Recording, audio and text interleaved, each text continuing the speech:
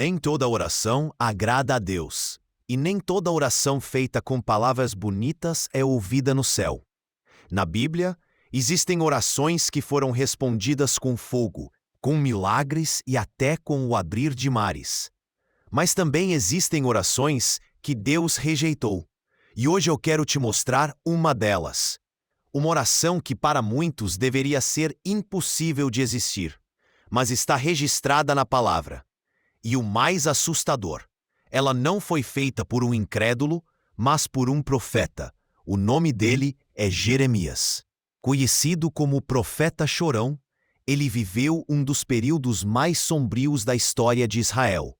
Enquanto falsos profetas anunciavam prosperidade e paz, Jeremias trazia mensagens de juízo e destruição iminente. O povo odiava por isso. Líderes queriam matá-lo. Ele foi preso, humilhado, jogado num poço de lama. E num desses momentos de dor extrema, Jeremias fez uma oração que muitos hoje chamariam de proibida.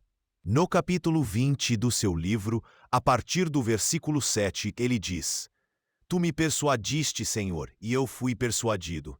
Foste mais forte do que eu e prevaleceste. Sou alvo de zombaria o dia inteiro. Todos zombam de mim.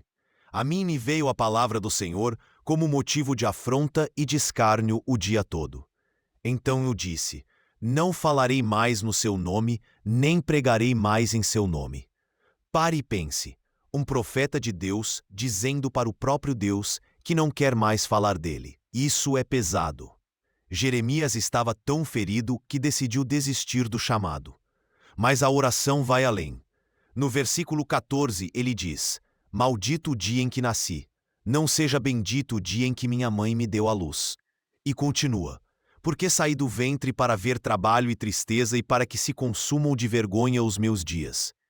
Jeremias está orando contra a própria vida. E isso nos mostra que a Bíblia não censura a dor. Deus permitiu que palavras tão intensas estivessem registradas para que soubéssemos que Ele não é assustado pela sinceridade do nosso coração. Mas por que essa oração é proibida? Porque ela toca naquilo que a maioria das pessoas não tem coragem de admitir. Que existem momentos em que a dor é tão profunda que oramos não para pedir, mas para desabafar. E muitas vezes, essas palavras não são bonitas, não têm começo, meio e fim. Mas têm verdade. O que impressiona aqui é que, mesmo dizendo que não iria mais falar de Deus, Jeremias confessa no versículo 9: Havia no meu coração como um fogo ardente, encerrado nos meus ossos, e cansando-me de sofrer, não pude mais contê-lo. Ou seja, mesmo tentando calar a voz de Deus, ele não conseguiu. E é isso que revela o poder dessa história. A oração proibida não é um exemplo para repetirmos, mas um retrato de que, mesmo na nossa fraqueza, Deus continua sendo o Senhor do nosso chamado. No contexto histórico, Jeremias estava vendo a Babilônia cercar Jerusalém. Ele sabia que a cidade seria destruída, o templo queimado e milhares de pessoas levadas cativas. Sua missão era avisar sobre isso, e por causa disso, ele foi tratado como traidor. Imagine carregar o peso de ver seu povo afundando, sabendo que nada do que você disser vai mudar o destino, e ainda ser odiado por tentar ajudar. Hoje, muita gente vive capítulos 20 da sua própria vida. Pais que oram por filhos que se afastaram de Deus e parecem cada vez mais distantes. Líderes espirituais cansados de avisar e serem ignorados.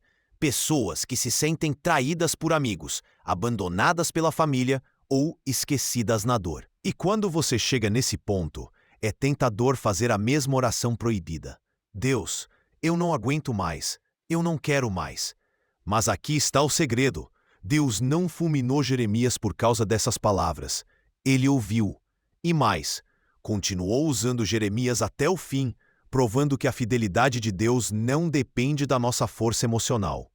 Isso nos ensina duas coisas. 1. Podemos ser honestos com Deus sobre a nossa dor. Ele já conhece. 2. O chamado não se apaga só porque atravessamos um momento de fraqueza.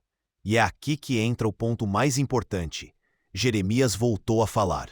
Ele voltou a profetizar, porque o fogo de Deus, uma vez aceso, não se apaga nem no desespero.